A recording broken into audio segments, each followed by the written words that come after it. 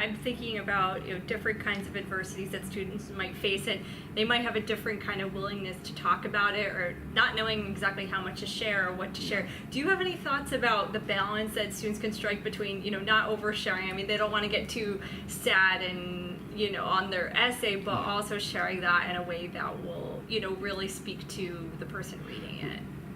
And there, I think the important thing for students to remember is that no one wants to read a sad story. People want to read a happy, triumphant story. So if you're talking about the hardships that you've suffered, you need to talk about how you've overcome those hardships and what you've accomplished in spite of them, rather than just, feel sorry for me, my dog died, and then my grandmother died, and my life is so hard. Everyone's life is hard. It's what you do with the hardness that matters. And so for these students, I would,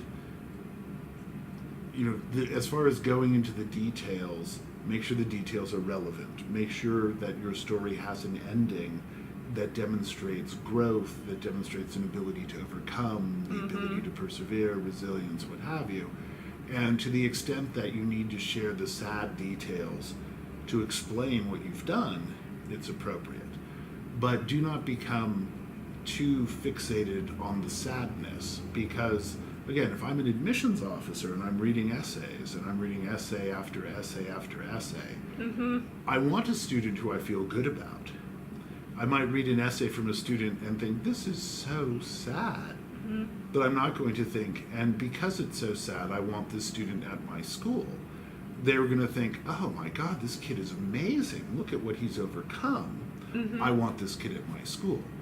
And if you haven't had any trauma, I would say to the students, that's fine too. Talk about what you have accomplished.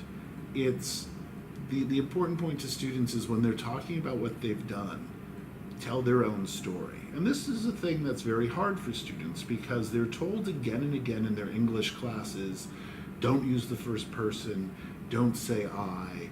And suddenly now they're writing about themselves. And unless they use the first person, unless they write in a natural voice, it's going to feel very stilted to the reviewer. So they need to get past that. And so these types of essays, my advice to students is start practicing them early. And even if you have no intention of going to, say, a residential summer program, apply for those programs anyway, just because they will give you practice with applications. If you're thinking that you may want to go to the U.S. for college someday, that should not be the first time you're writing an application to a U.S. institution. Right.